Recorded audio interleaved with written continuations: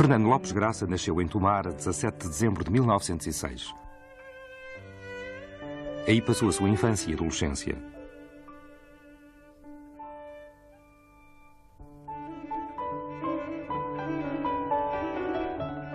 O meu pai era hoteleiro em Tomar e um dos hotéis que tomou havia um velho piano. E eu comecei a dedilhar no piano do ouvido e as pessoas acharam que tinha muita graça. E assim comecei a minha vida musical, estudando com uma professora local. Não, primeiro foi com uma professora que ainda está viva, viva em Espinho, que era a filha do comandante do Jornal da Divisão. Porque em casa estava hospedado o ajudante do general. E o ajudante é que propôs ao meu pai: não quer que eu leve o rapaz à amostra, à minha filha do meu general? E assim comecei a estudar. A senhora foi-se embora, o general foi deslocado e continuei como professor de Tomar. E assim fiz os meus estudos e vim a Lisboa fazer os exames como aluno externo, até que em 22 ou 24 fui para o curso superior do Conservatório. O Graça começou a estudar piano aos 11 anos? Assim, meus 11 anos. E como é que era o ambiente musical em Tomar? Bom, posso dizer, de certa maneira, que Tomar era uma cidade musical. Havia duas bandas filarmónicas que delandeavam como de costume. Havia a banda regimental, de que eu era assíduo frequentador, de cujos concertos era assíduo frequentador. Havia uma turma comercial no Estado de Maris, em que meu pai tocava viola, a chamada viola francesa, e havia uma outra agremiação, chamava-se Serenata. Havia uma certa vida musical.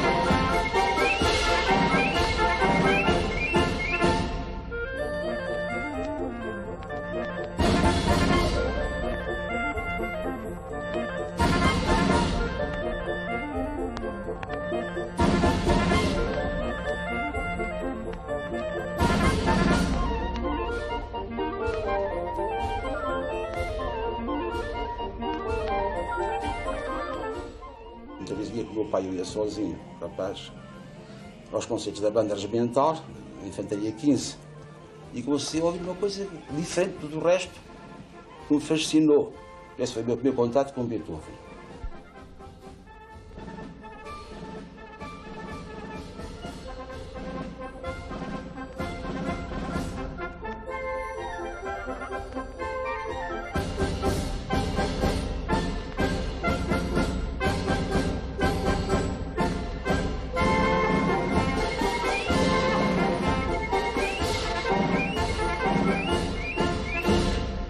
Aos 14 anos, eu já estava pianista do Teatro de Tomar, do Teatro de Cinema, com um pequeno grupo instrumental, o Quinteto de Teatro, onde saía aquela música corrente dos cinemas de há 50 anos, há muito mais, há 60 anos. E para que eu fiz alguns arranjos, logo aí. Alguns arranjos de ópera e de outras partituras, não partituras de grande monta, grande interesse musical, mas fiz os meus primeiros arranjos. A certa altura o quinteto se desfez-se. E eu fiquei algum tempo, um ano, como pianista, sozinho a tocar. É claro, não me coibi de dar o que eu mais gostava para o público.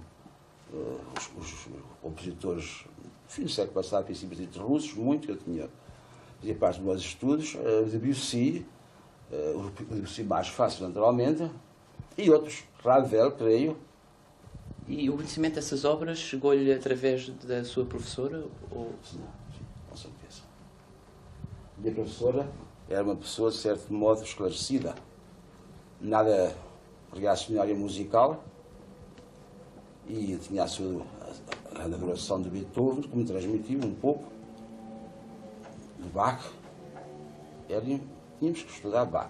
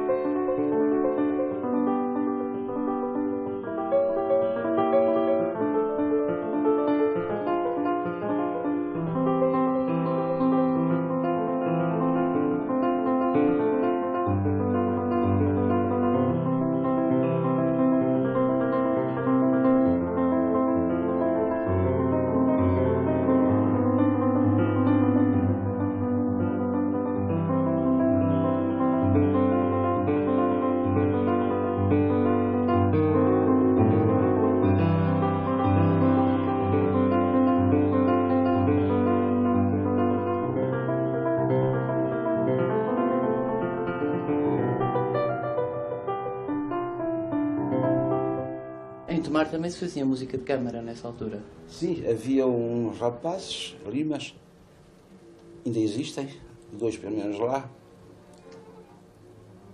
mais velhos do que eu, faziam música de câmara, eram estudantes, vinham a férias, no seu palacetezinho, na sua casa, um pouco separada da corredora, nas noites de verão ou de primavera, abriam as janelas, por causa de calor, naturalmente, e tinham o seu público na rua.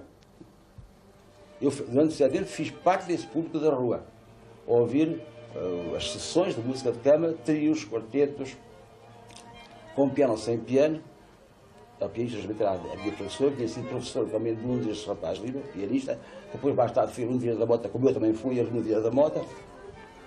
E até que acabei por entrar nesse santuário, para mim que era um santuário da música. E já fiz o meu pé também de piano, em algumas sonatas ou trios com piano, comecei também a colaborar nesse cenáculozinho.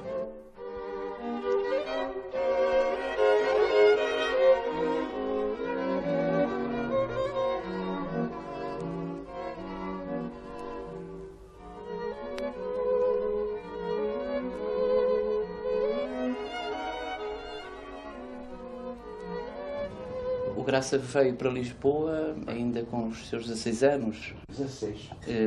1922, creio eu. E isso abriu novos horizontes também de informação musical, naturalmente. Naturalmente, no conservatório. Era um conservatório dirigido pelo Vieira da Mota e pelo Luís Freitas Branco. Meus professores eram pessoas de alto cultura artístico, como vocês sabem, Vieira da Mota, o Luís Freitas Branco, o professor, o Padre Borba, foi sempre o meu professor musical, de harmonia e de composição, de maneira que não havia problemas nenhumas de reação musical, além de que ia aos concertos.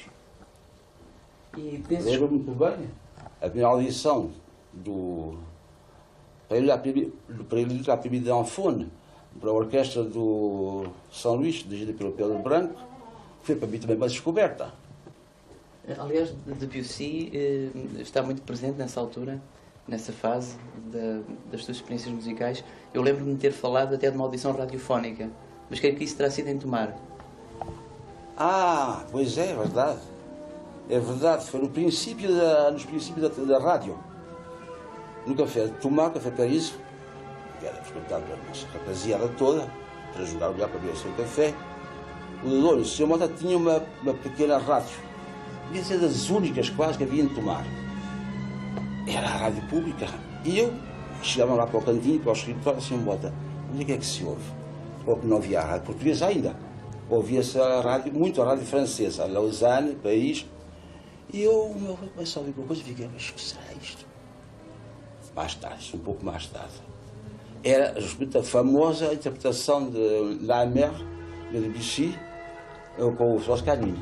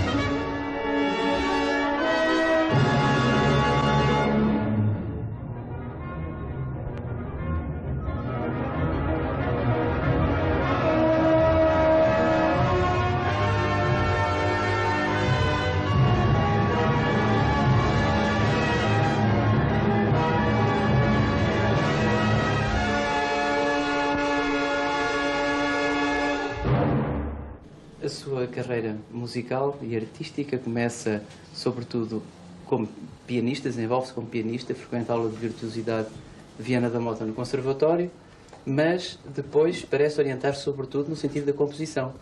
Isso começa quando? Esse projeto de compositor? O projeto de compositor é um bocadinho tardio, isto é, fiz como toda a gente os meus esboçozinhos, as minhas pequenas peças de piano ou de canto que desapareceram e começou a carreira, se pode chamar carreira de compositor, ou quando me decidi mais pela composição, ainda era num conservatório, com as variações sobre um tema popular português, foi a primeira obra pública dada, executando eu mesmo nas audições dos alunos do conservatório, isto é em 1928, já tinha os meus 22, embora a obra fosse de 27. E depois foram sucedendo, sabe perfeitamente que uma vida agitada que eu tive, com interrupções de não da minha vontade, evidentemente, as interrupções forçadas, e fui apresentando assim as obras à maneira do que era possível fazer. Sabe, não era possível fazer muita coisa em Portugal nos anos do fascismo.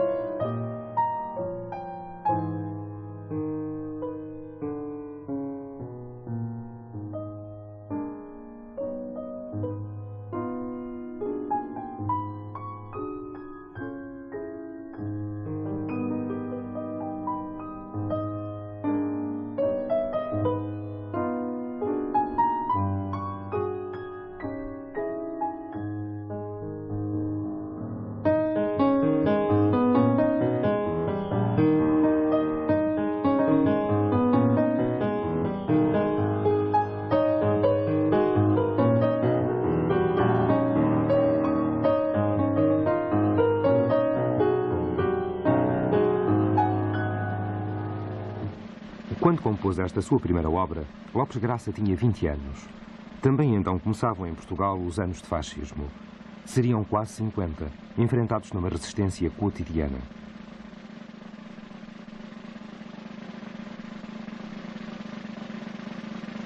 Na arte de Lopes Graça contém-se o sentido da sua vida. Nunca foi neutra.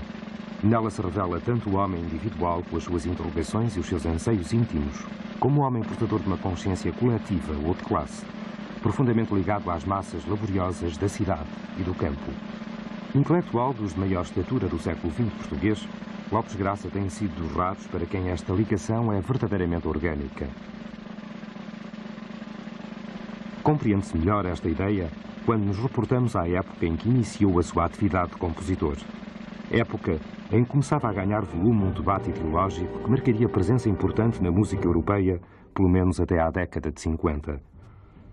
Um dos problemas centrais em discussão era o da contradição entre a sinceridade do artista, que se exprime através de uma linguagem complexa, e a necessidade de produzir algo acessível às massas.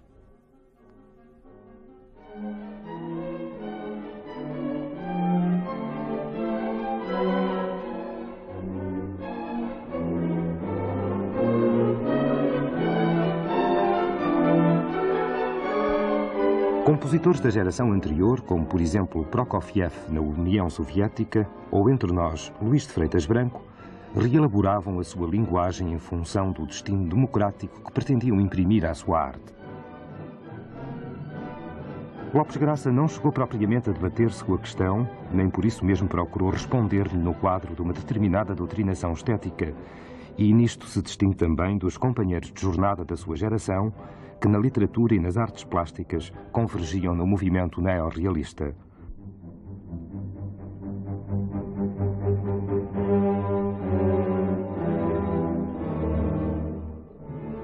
Aliás, ao seu convívio com o Grupo da Presença, nos anos 30 em Coimbra, não determinara o seu alinhamento incondicional pelo respectivo ideário. A sua linguagem constituiu-se, por assim dizer, espontânea ou não premeditadamente, na diversidade dos espaços socioculturais, dos meios de difusão e das funções que o solicitavam. O sentido de militância que nele sempre tem promovido a fusão de criação e da ação artística determinaria para diferentes níveis de intervenção, diferentes meios de comunicação e diferentes maneiras de comunicar.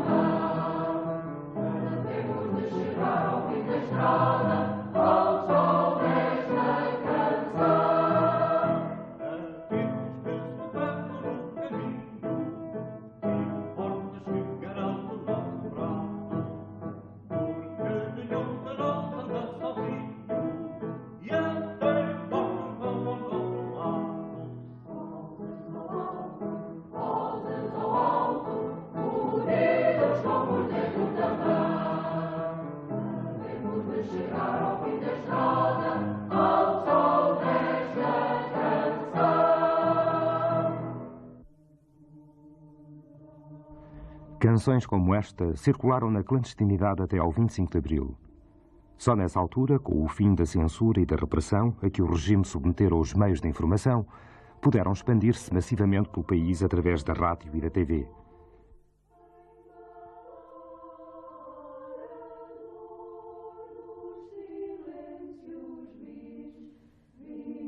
Quem as ouvia, quem as conhecia, mas sobretudo quem as cantava, não eram músicos ou pessoas particularmente iniciadas nas coisas da música, nem sequer gente especialmente letrada ou instruída.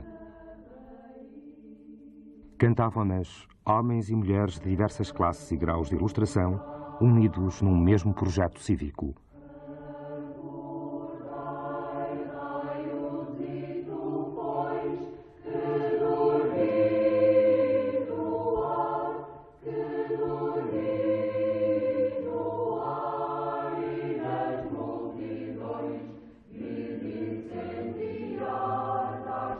Em manifestações públicas que a polícia reprimia,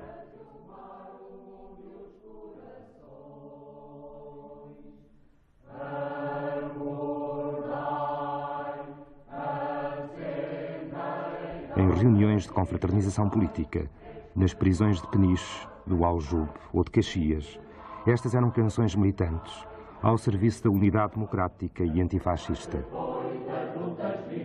Os nossos heróis que dormem nos currais.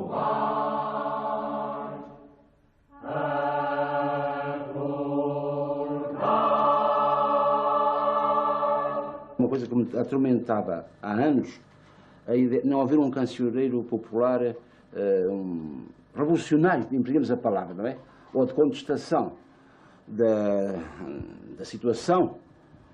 E umas férias em Senhor da Serra, em casa do Cochefel, onde se aparecia muitas vezes, faziam lá também férias o Carlos de Oliveira e o José Gomes Ferreira. Se vocês não querem fazer uma coisa deste género, falta-nos um cancioneiro contestatário. Achámos a ideia. Logo começava a trabalhar ali, o José Gomes Ferreira, que é um tipo de uma facilidade extraordinária, não é? Até fez isto, eu assobiava, inventava as melodias e ele, magistralmente, fazia o poema depois o que é coisa a contrassenso.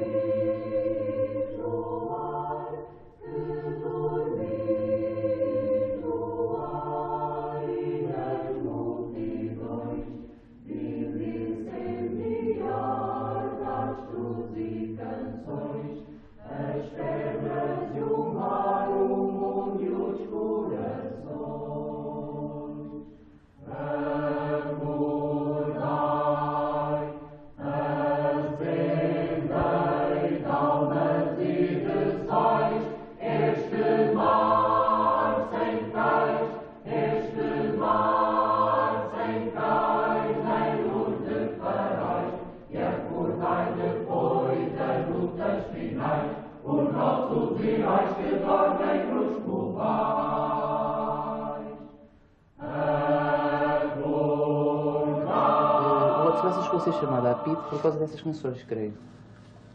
Isso foi uma história diabólica. Foi uma história diabólica. Foi depois de um concerto na outra banda, onde nós íamos muito, ainda na altura, passado um mês do Muda, ou ainda no período da estação do Muda, um concerto deu um certo quebrado, depois no barco para Lisboa, a população do barco confraternizou com o coro, e no dia seguinte recebo uma contrafé da PIDE para lá ir com os textos das canções. Ele pensou para mim, querem canções, pois ele lhe espetar nas ventas, ele lhe cantar nas ventas.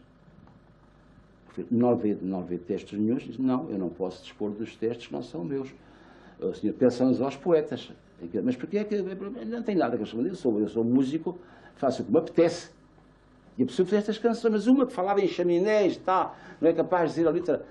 É agora o momento. Olha, sabe, é difícil, a gente faz a música só se eu talvez com a música me recorde da canção. E assim foi. Eu não sou grande cantor, isto aqui também é São Carlos. A terceira sala cantei. Mas uma outra que falava assim, deixa eu ver se me lembra, né? Esse é gaguejar. Não, só com a música. Só cantando, desta minha voz de vaca que me dizia o Manuel Mendes. E assim espetei na cara, como tinha prometido a mim mesmo, cantar-lhes na cara. Bem, então no dia amanhã, faz favor, traz cá. Não trago, já disse, não trago os poemas. Não trago os poemas, não posso usar de uma coisa que não é minha. E a coisa acabou.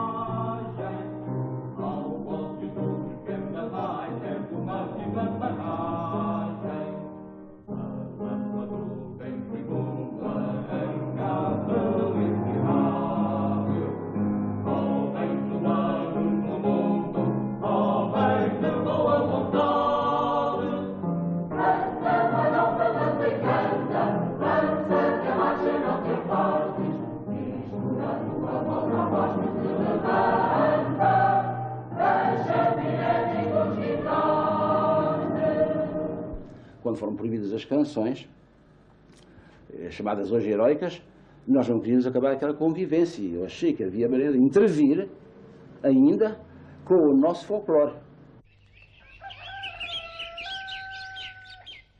Selecionando os documentos folclóricos genuínos segundo o seu interesse estético, psicológico, sociocultural, Lopes Graça trá-los para outro plano, repensa-os, recria-os e, assim transformados pela síntese das sugestões originárias com a interpretação pessoal que delas faz, em função também do seu próprio apetrechamento técnico, da sua própria linguagem de compositor do nosso tempo, devolve-os ao povo a que pertencem.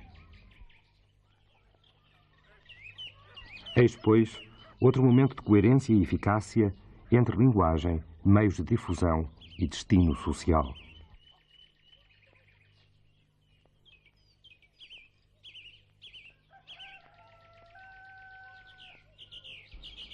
Além disso, ao recuperar a canção popular autêntica e ao repô-la em circulação nas suas admiráveis versões corais, reabilitava de facto face ao folclore degradado, reduzido ao pitoresco e manipulado como motivo de propaganda turística pela chamada política do espírito do Estado Novo.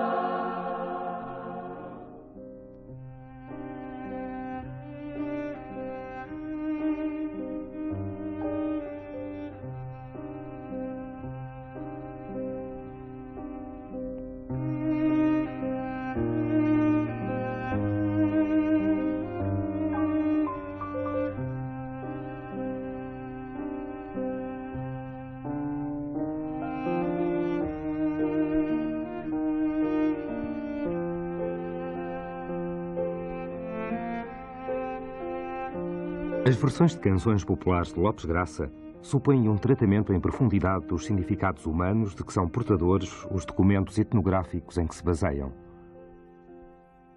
Elas constituem muitas vezes verdadeiros dramas musicais em miniatura, que desenham a traço vigoroso e sensível perfis psicológicos de diferentes comunidades rurais nas mais variadas situações da vida.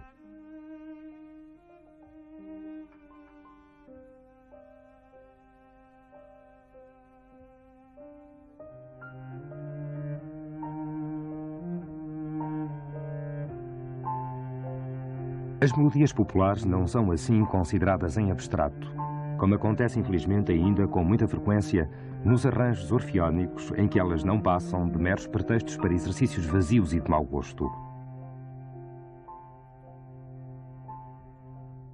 Lopes Graça parte das melodias populares para a situação humana e para a função social que lhes deram remotamente origem.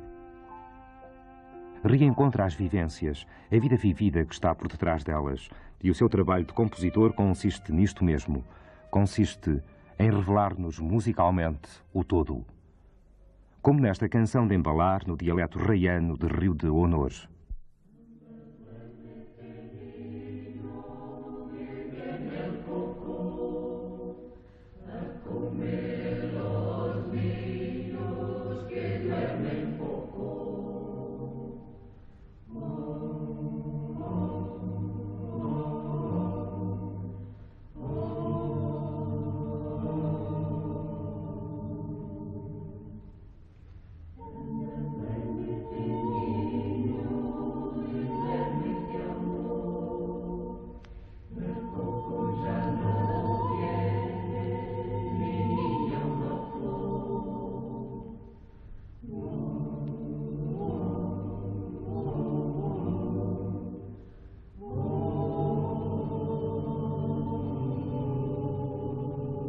Ou nesta canção de Natal, onde o amor ao menino nas palhas traz implícito o protesto social.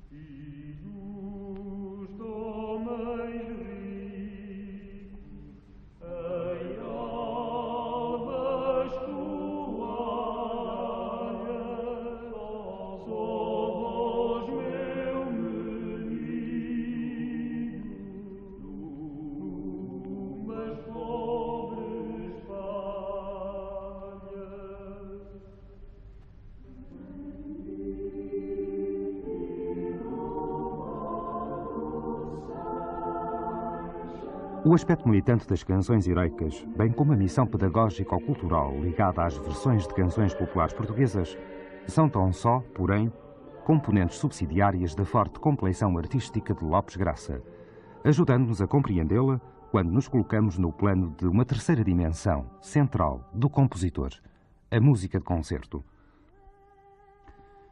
Não obstante as condições políticas adversas que se traduziam também num certo despotismo musical, Lopes Graça persistiu em escrever música de concerto e lutou de uma maneira ou de outra por fazer executá-la. Percorreu praticamente todos os géneros vocais e instrumentais, criando uma obra das mais vastas e substanciais na história da música portuguesa e na produção europeia deste século. Compositor decididamente moderno, assimilou as influências do impressionismo francês, representado por Debussy e Ravel, de Stravinsky, de Bartók, também em certa medida de Schoenberg, e forjou uma linguagem própria, onde do mesmo passo intervém como elemento estrutural a componente étnica, aprofundado no contacto íntimo e sistemático com a canção popular portuguesa. Comecei a trabalhar já em Paris. Havia uma cantora que eu conhecia, era de origem polaca, Lucy Dransky, que era professora do folclore, e não tinha nada português.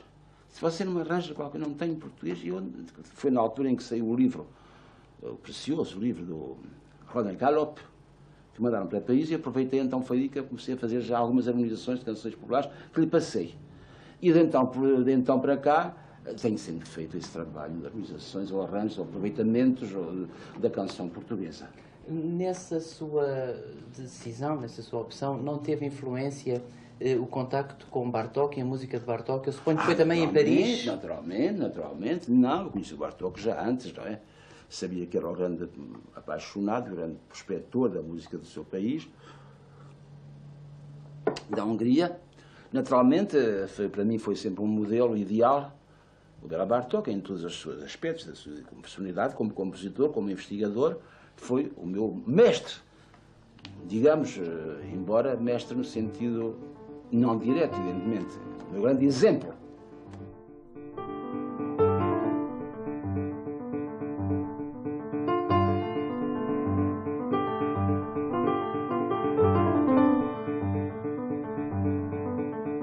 A raiz étnica da linguagem musical de Lopes Graça manifesta-se a vários níveis, desde o tratamento mais direto do material popular até à presença quase imperceptível dessa componente, tornada já parte integrante da sua personalidade musical.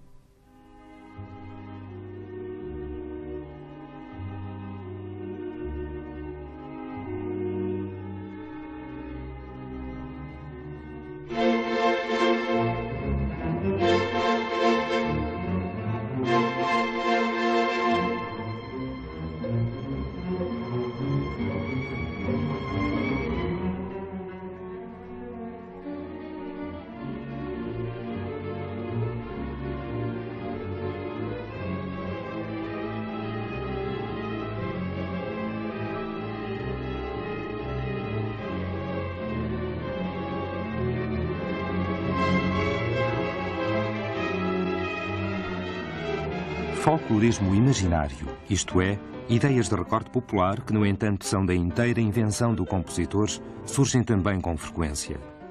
A primeira das 9 danças breves, extraída da vastíssima literatura pianística de Lopes Graça, serve de exemplo.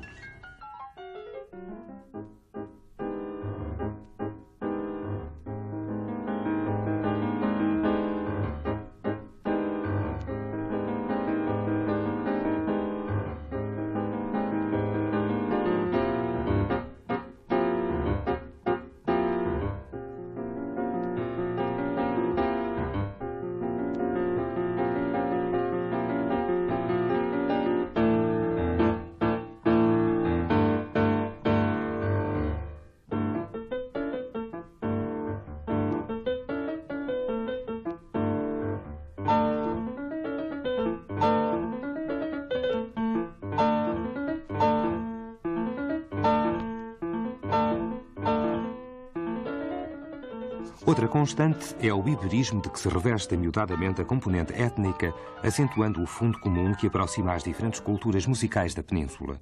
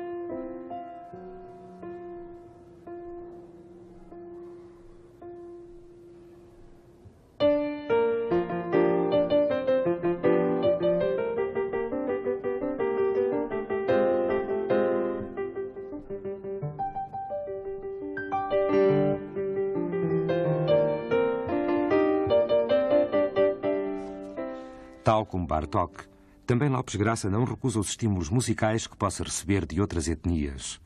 É o caso de obras como Cosmorama, para piano, mosaico de pequenas peças baseadas no folclore de todos os continentes, contendo um evidente apelo à paz e à concórdia universais, ou como o ciclo vocal sobre canções da tradição negro-americana.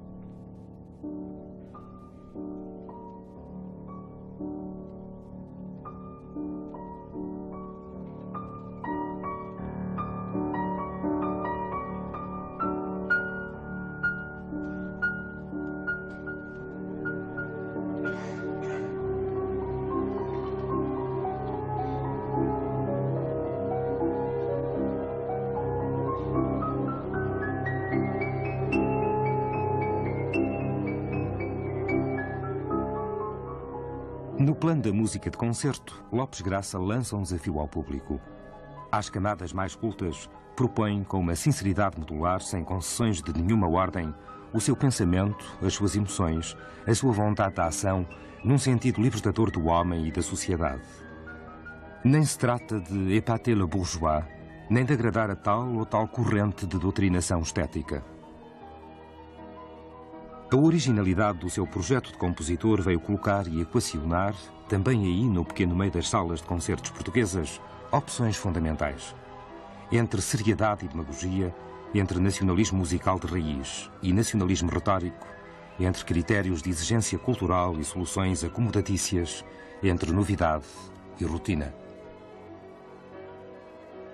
Daí que tenha provocado e continua a provocar linhas de clivagem inesperadas, onde as motivações de ordem estético-musical e as motivações de ordem sociopolítica nem sempre coincidem quando se trata de compreender, ficar indiferente ou até recusar a mensagem do artista.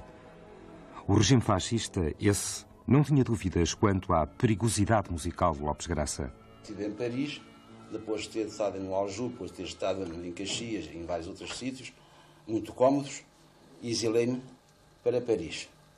Esses seus problemas políticos começaram quando estava no conservatório, na altura até em que teve que fazer exames, aliás... Não, foi no meu concurso para professor.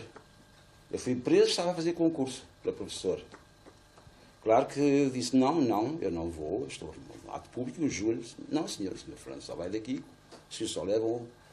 Eles entravam, se importavam, os visitas de toda a parte, eles não tinham que licenciar ninguém. E eu fiz a segunda dia de provas debaixo de prisão.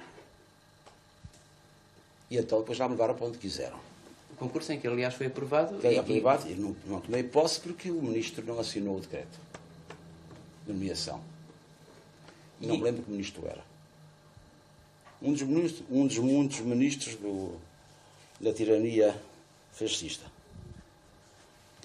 Que problemas, que atividades políticas poderia haver na origem dessas perseguições de que começou a ser vítima logo nos anos 30, no princípio dos anos 30? Nada, sabe que os nossos mandantes dos anos 26 a 74 não precisavam de pretextos, também bastava uma simples conversa.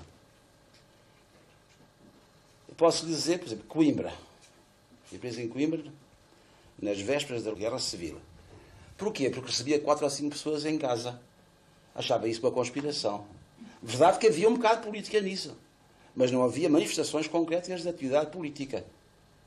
Eu nunca tive manifestações concretas de atividade política. De Tomar, foi um dos estudos que houve em Tomar, de uma certa ordem política, evidentemente, quando foi a Revolução Espanhola, a República Espanhola.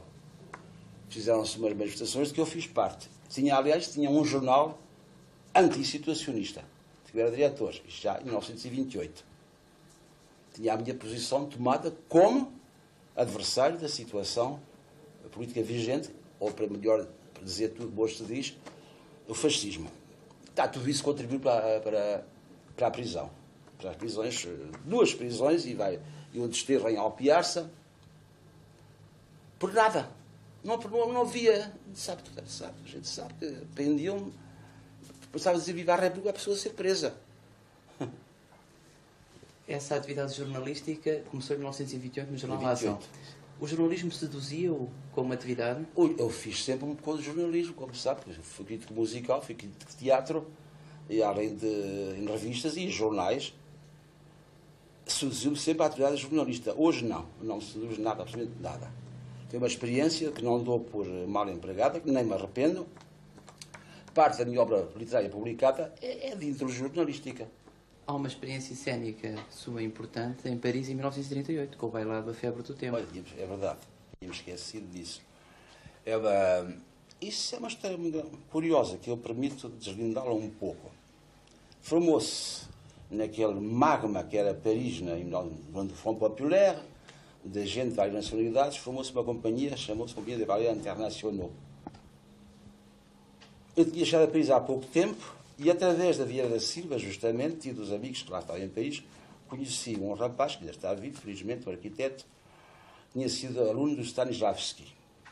E imaginou um espetáculo, por encomenda da Casa da Cultura, mas sabe, era o Partido Comunista, e adiou uma revista crítica, era sobretudo anti-belicista. Um pouco na linha dos famosos bailados cortiose, que é a coisa mais mimada do que dançada. Chamava-se aquilo uma revista bailado. Eu fui encarregado, para estes amigos, de fazer a música. Esta é a música para 2 pianos. A obra chegou a ir à cena, mal preparada. Teve críticas muito favoráveis, não continuou, porque não havia dinheiro. Ainda precisava de continuar a ser trabalhar, e foi só a premiar, como é que se chamavam os franceses, a repetição general, que equivale a uma espécie de estreia, com público e crítica e tudo. O que resultou da minha música, da Febre do Tempo, foram várias páginas, cadernos de música, foi utilizado na altura, nem toda foi utilizada, que me serviram depois para muita coisa. As telas funerárias? As telas funerárias não são todas, é uma delas. O Paris 1938, para 2 pianos, é a introdução do bailado. Uma cena da história da Asca Marítima, o mar, é tirada lá também a música. Ainda há na Arca, ainda peças, a suíte orquestral da Febre do Tempo, que já orquestrei em Lisboa, e que foi levada, foram feitas bem, ainda no Trindade, penso que sim, os concertos da emissão no Trindade, 1940, 41, por aí. Falou numa perspectiva antibelicista. O Menino da Sua Mãe foi escrito em 1936. Teria que ver também com o espectro da guerra? Não me parece. Não me parece. É claro que eu sou, por natureza, um antibelicista, sou um pacifista, por natureza. Por natureza e por ideologia, como compete a um militante comunista. Mas não me quer parecer que, porque o Menino da Sua Mãe foi escrito em 86, mas tinha sido começado muito antes, ainda nos tempos de Coimbra. Não havia espectro nenhum da guerra nessa altura, ou então o espectro estava sempre latente. No pleino abandonado, que a morna brisa aquece, de balas trespassado, 2 de lado a lado, jaz morto e arrefece. Raia-lhe a farda ao sangue, de braços estendidos, alvo, louro e zangue, fita com olhar langue e cego os céus perdidos. Tão jovem que era, que jovem era, agora que idade tem? Filho único, a mãe lhe dera um nome e o mantivera, o menino de sua mãe. Caiu-lhe da algibeira a cigarreira breve. Dera-lhe a mãe, está inteira e boa a cigarreira. Ele é que já não serve. De outra algibeira, ao lado da ponta a roçar o solo, a brancura embainhada de um lenço. Deu-lhe a criada, velha, que o trouxe ao colo. Lá longe, em casa, há a prece. Que volte cedo e bem. Malhas que o império tece.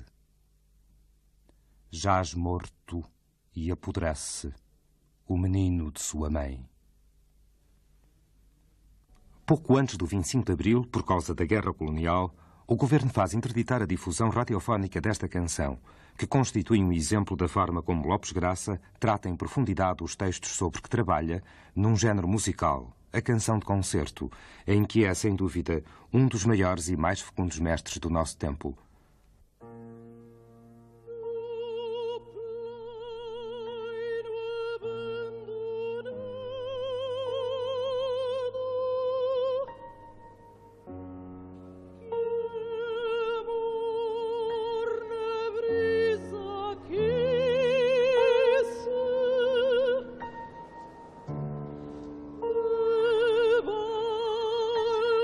Trespassar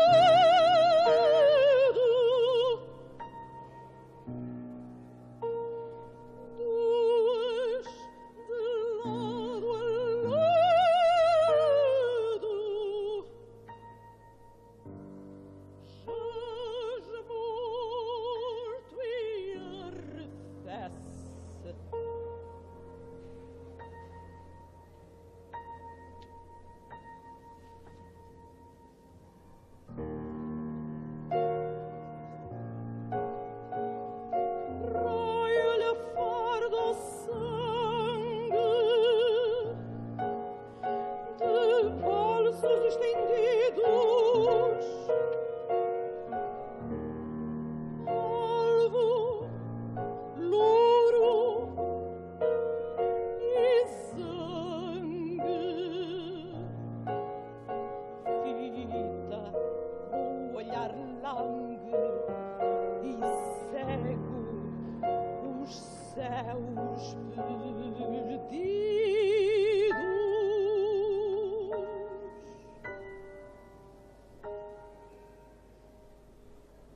Tão jovem, que jovem era, agora que idade tem?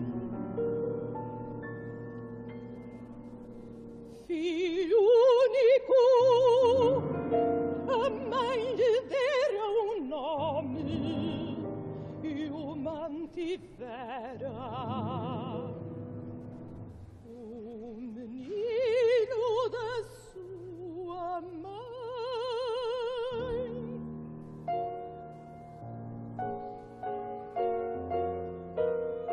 Caiu-lhe da algibeira a cigarreira breve,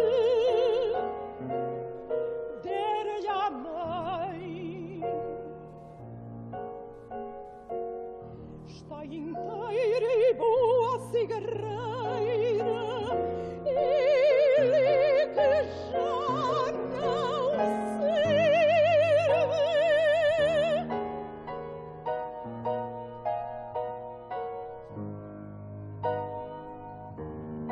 Doutra algibeira lá da ponta a roçar o solo, a brancura embanhada de um lenço, dera-lhe a criada velha que o trouxe ao colo.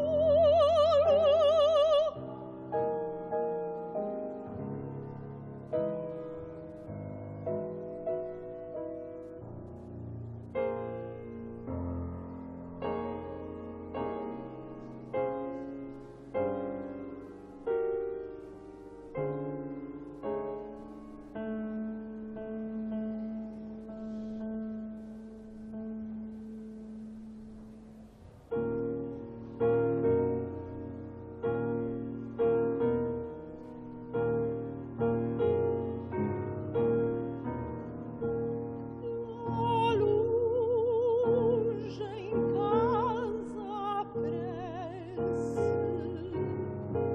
que volte ser bem.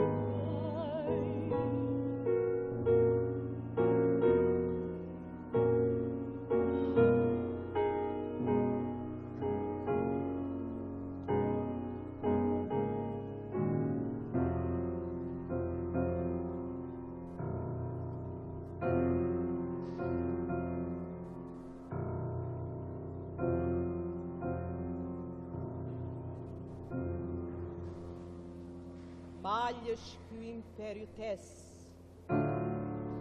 jaz morto e apodrece o menino da sua mãe. O meu contato com a poesia portuguesa é longo, já tenho posto em música desde os trovadores até aos contemporâneos. Naturalmente, há poetas que eu admiro, mas que não são muito musicáveis. Por exemplo, o caso do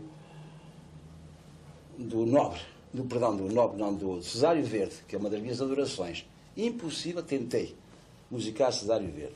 Aquele rigor geométrico admirável, aquela arquitetura de Cesário Verde é impossível, a não ser as coisas mais românticas. Não é mais. Outro poeta, para mim, impossível de musicar, o Zé Régio. Embora eu tenha feito experiências com o Zé Régio, 3 ou 4 coisas. São poetas, por mais discursivos. Torga, por exemplo, eu musiquei Torga, a História da Asca Marítima, mas não é fácil. E sem falar nos arcaicos. No século XVII, os séculos XVII e XVIII, eu creio que só musiquei uma vez o Bocage, ou 2 vezes. Embora o Bocage seja uma das minhas inclinações. e tive projetos sobre bocage que não se concretizaram.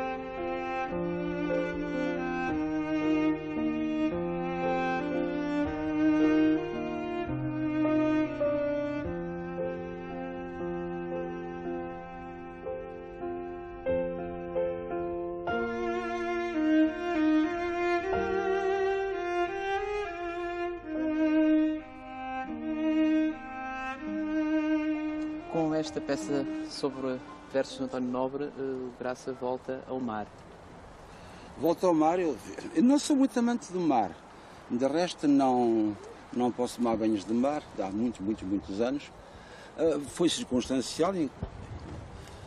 Há outras casos do mar, há o História Trágica Marítima, o Mar de Setembro, e há outros mares. Foi um tema ocasional. Há menos floresta, mas eu gosto mais de floresta. Gosta mais de floresta e de montanha, creio eu, não? Montanha, sim. Em geral pode dizer... O mar deprime-me um bocado e não aguento. E estou proibido, medicamente, de tomar banhos de mar há muitos anos. Mas pode dizer-se que a paisagem portuguesa, não só do ponto de vista geográfico, mas também humano, é um tema constante na sua obra. Não sei, vocês do exterior é que devem saber isso. Sim, quando nós ouvimos a suíte rústica, ou, por exemplo, as Viagens na Minha Terra também. Naturalmente, é integrada num contexto português, de canção portuguesa, suponho que se deve refletir a paisagem portuguesa. Resta ter o cuidado de situá-los em ambientes diferentes, consoante o texto da canção e consoante a região de onde provém os temas, não é? Enquadrá-los, tanto quanto possível, nesse contexto paisagístico e humano. Pois, por exemplo, a planície alentejana tem também para si... Por isso tem muita importância. De resto, eu há muito tempo devia ser cidadão honorário do Alentejo.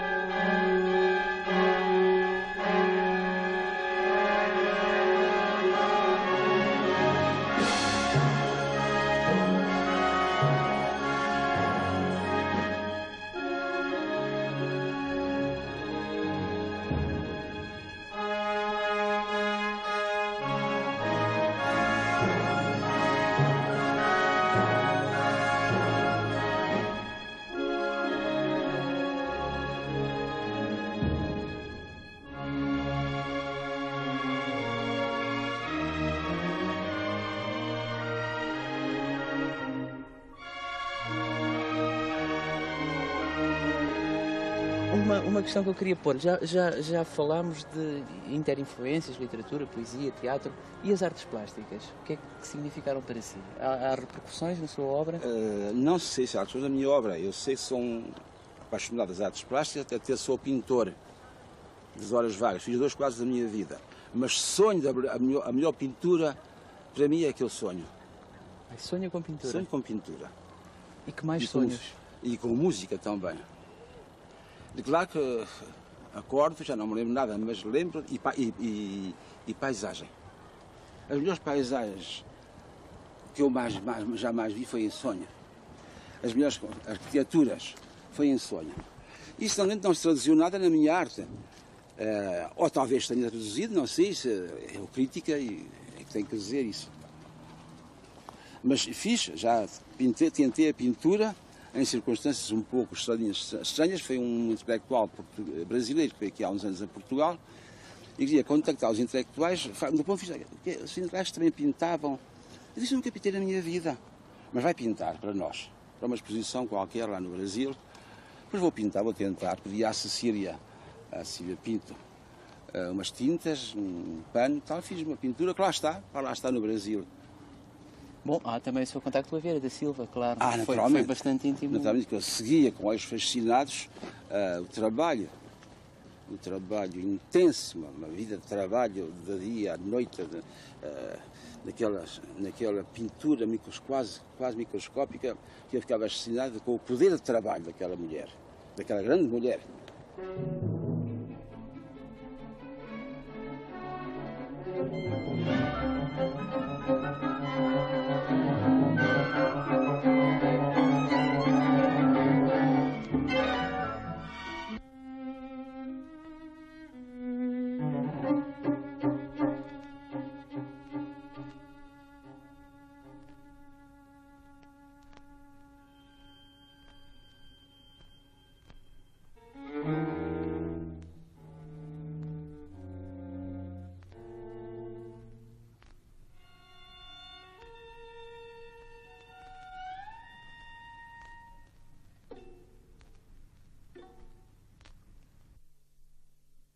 Uma questão ainda sobre as condições de vida profissionais e económicas, como compositor, como músico.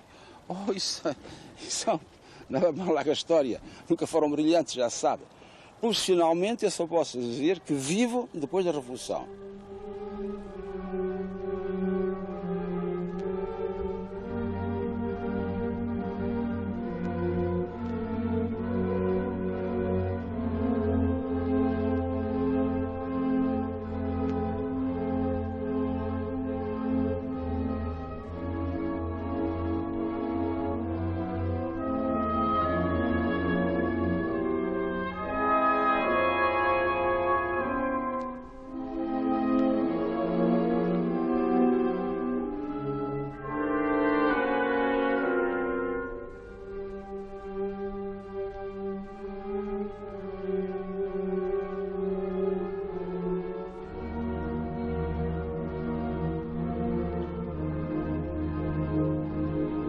Em relação com a componente popular, há o seu trabalho de aproveitamento também de canções e documentos que têm a ver com a tradição religiosa do povo português. Apesar de o Lopes Graça não ser, creio eu, uma mentalidade religiosa. Não sou, não. Mas os documentos são belos em si. É isso também, creio eu, que está na origem da sua atitude de compositor ao escrever o Requiem. Naturalmente, não tem nada contra os católicos, só tem contra o Requiem. É um texto católico, evidentemente, mas é um texto muito belo, uma vez que eu queria, resta uma ideia que vinha de há muitos anos, eu queria dedicar qualquer coisa às vítimas do fascismo em Portugal. Era um Requiem, este Requiem vai se estrear, já vem de há muitos anos atrás, até que a Sociedade de Estado da Cultura me encomendou para o meu 70 ano uma obra coral sinfónica. Eu propus o Requiem para as vítimas do fascismo em Portugal, que foi aceito, foi homologado sem qualquer hesitação. É uma ideia, o texto. Mas a gente finge também, não sou católico, não sou religioso, mas o poeta é fingidor, como diz o Fernando Pessoa, não é verdade? Adaptamos às situações, vivemos as situações, mesmo que não sejam as nossas vivenciais, procuramos vivê-las, metermos dentro dela. Eu que fiz com o Requiem e com outras obras de estilo religioso, meter-me dentro delas, como texto sem dogmatismos, para além de qualquer fé dogmática ou de igreja. O Requiem pelas vítimas do fascismo em Portugal, cujos primeiros esboços são contemporâneos do Canto do Amor e de Marte, foi um projeto que permaneceu latente ao longo de quase 20 anos. Nesta grande obra de síntese, estreada em julho de 1981, Lopes Graça resume, de certo modo, a sua trajetória criadora. Nela reconhecemos o músico militante, o artista profundamente identificado com o povo português, o homem que vive e ama e sonha e sofre, exprimindo tudo isso na sua música. A resposta a um capítulo encerrado da nossa história é uma resposta nossa, de um povo inteiro de quem Lopes Graça se fez porta-voz musical. Uma resposta onde há tanto de esperança como de advertência às gerações futuras. E assim como a própria linguagem musical de Lopes Graça parece reanimar-se neste Requiem em direção a novos caminhos, assim também nele se apela, afinal, a que avancemos em frente, em direção a um futuro de paz.